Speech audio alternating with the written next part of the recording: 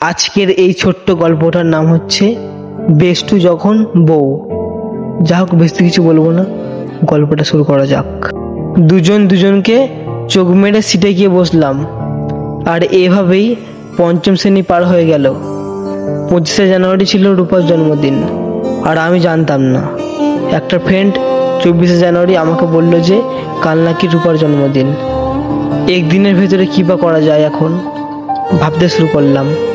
অনেক চিন্তা করার পর একটা বন্ধুকে সাথে নিয়ে কসমেটিকের দোকানে গেলাম। সেখান থেকে একটা নীল চুড়ি কিনলাম। 25শে জানুয়ারি মেয়েরা স্কুলে আগে থেকে গিয়েছিল। দেখলাম কিছু বেলুন দিয়ে তারা রুম সাজিয়েছে। আমরা ছেলেরা দূরে দূরে ছিলাম, শুধু দেখছিলাম। আমি বুঝতে পারলাম যে রূপার মন খারাপ। আমি ওর কাছে গিয়ে বললাম, কী রে রূপা, আজ নাকি তোর জন্মদিন, তোর মন খারাপ কারণ কি? রূপা আমার প্রশ্নের উত্তরে বলল, সর, তুই আমার সাথে কথা বলবি না, বলে রূপা চলে যেতে লাগলো। আমি পেছন থেকে হাত ধরে বললাম, আরে রাগ করিস কেন, দাঁড়া। রূপা আমার কথা শুনে বলছে, হাত ছাড় বলছি, না হলে ভালো হবে না। আমি তাকে বললাম, দাঁড়া, আমি তোর রাগ কমিয়ে দিচ্ছি।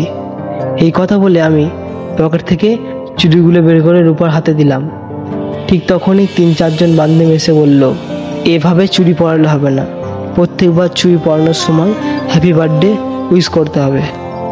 আমি তখন বললাম, আচ্ছা তাই হবে, নে, তোদের কথাই থাকলো। আমি একটা একটা করে চুড়ি সব রূপার হাতে পরিয়ে দিলাম। তারপর ওকে বললাম, থ্যাংক ইউ। রূপা আমাকে বলছে, আচ্ছা ছুটির পর দাঁড়াস, তোর সাথে কথা আছে। আমি বললাম, আচ্ছা নে, দাঁড়াবো। স্কুল ছুটির পরে আমি গেটের পাশে গিয়ে দাঁড়ালাম। সবার শেষে রূপা বের হলো। তারপর আমার কাছে এসে একটু সাইডে দাঁড়ালো। রূপা, তোকে আমার আর একটা জিনিস দেওয়ার ছিল রে, নিবি? রূপা আমার কথা উত্তর দিয়ে বলল, আবার কি দিবি? আচ্ছা দে। আমি বললাম, দু চোখ বন্ধ কর, এবার 2 হাত সামনে আগা। রূপা বলল যে আচ্ছা, নে, হাতটা বাড়িয়ে দিলাম। আমি তখন পকেট থেকে স্টিলের আংটিটা বের করে রূপার হাতে দিয়ে হাতটা বন্ধ করে দিলাম। নে, এবার চোখ খুলতে পারিস রূপা। রূপা তখন হাত খুলে দেখে তার হাতে একটা আংটি। রূপা তখন আমাকে বলে, এই আংটিটা আমি নিতে পারি, কিন্তু আমার একটা শর্ত আছে। আমি বললাম, কি শর্ত বল? রূপা তখন বলল, এই আংটিটা তুই নিজে হাতে আমাকে পরিয়ে দিতে হবে, আর প্রমিস করতে হবে তুই জীবনে কোনো মেয়ের সাথে প্রেম করবি না, বল। আমি রূপার নাকে আংটিটা পরিয়ে দিয়ে রূপার মাথায় হাত রেখে বললাম, পাক্কা প্রমিস। এই আংটিটা যতদিন তোর হাতে আছে, আর যতদিন তুই আমার বেস্ট ফ্রেন্ড আছিস, ততদিন আমি কোনো মেয়ের সাথে প্রেম করতে পারবো না।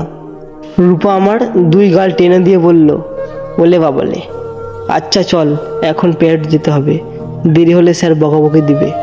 আমি তখন বললাম, আচ্ছা চল, আমিও যাই। এই হচ্ছে এক স্কুল জীবনের হারিয়ে যাওয়া পবিত্র ভালোবাসা। সবার জীবনেও আসে, আমার জীবনেও এসেছিল। যদি আমার এই গল্পটা সবার ভালো লেগে থাকে, তবে আমার এই চ্যানেলটাকে লাইক, কমেন্ট, শেয়ার এবং সাবস্ক্রাইব করতে ভুলো না। আসছি পরবর্তী ভিডিও নিয়ে।